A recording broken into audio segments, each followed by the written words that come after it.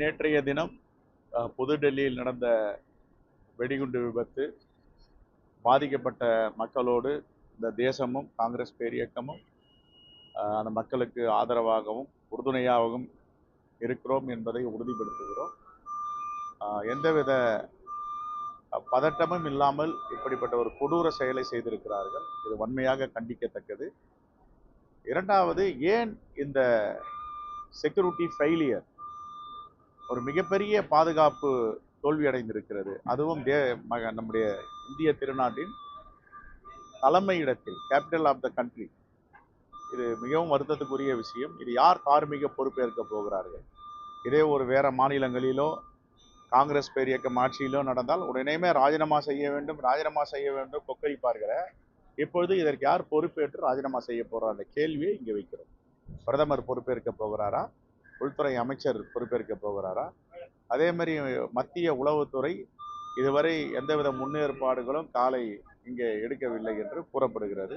இதெல்லாம் ஆய்வு செய்து பாதுகாப்பான நாடாக நம்முடைய நாடு இருக்க வேண்டும் என்பதை மக்களுக்கு உறுதி செய்ய வேண்டும் என்றுதான் எங்களுடைய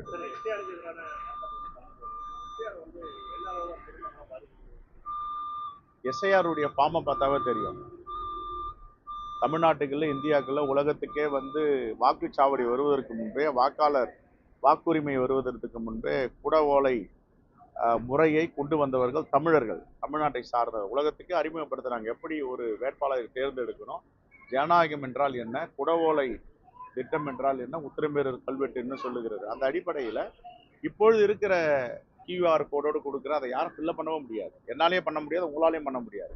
அவங்க என்ன சொல்றாங்க, முன்னாடி நீங்க எஸ்ஐஆர்ல இருந்திருக்கீங்களா, இந்த திருத்தம் நடந்திருக்கா அப்படின்னா அவங்க உறவினர் பெயர்னா எந்த உறவினர் பெயரை சொல்றது, எந்த முகவரியை கொடுக்கறது?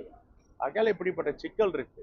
உச்சநீதிமன்ற நீதிபதி சொன்னது போல, எனக்கே எந்தவித ஆதாரமும் இல்லாமல் இருக்கிறேன், எங்கிட்ட போயிட்டு நீ இருப்பிடை சான்றிதழ் கொடு, உன்னுடைய சர்டிபிகேட் கொடுங்க, என்ஆர்சி கொடு, நேஷனல் ரிஜிஸ்ட்ரேஷன் சர்டிபிகேட் எங்கேருந்து கொடுக்கறது அப்படின்ற கேள்வியை முன்வைக்கிறாங்க. ஆகையால இது இப்பொழுது தேவையற்றது.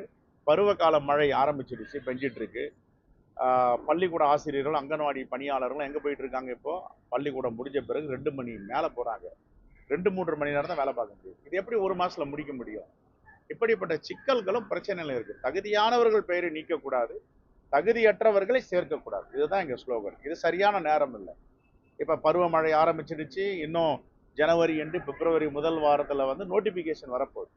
அப்ப ஹரியானால நடந்த மாதிரி இது நடக்கக்கூடாது.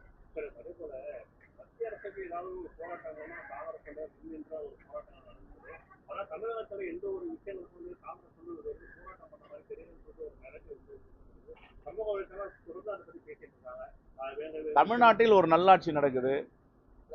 சில தவறுகள் நடக்கும்போது சுட்டி காட்டுறோம். இப்ப லாக்அப் டேட் நடந்தா சுட்டி காட்டுறோம், லாக்அப் நடந்ததுக்கு கண்டிக்கிறோம். பாலியல் வன்புணர்வு கோயம்புத்தூர் நடந்தது, என் கண்டனத்தை தெரிவிச்சிருக்கிறோம். எங்க பேசாம இருக்கோம், பேசிட்டு இருக்கோம். என்ன பேசுறதா, எடப்பாடியார் பேசுற மாதிரி நாங்க பேசுறது இல்லை, வன்மமா பேசுறது இல்லை, கொச்சைப்படுத்தி பேசுறது இல்லை. சொல்ல வேண்டிய இடத்துல கண்டனத்தை தெரிவிக்கிறோம்.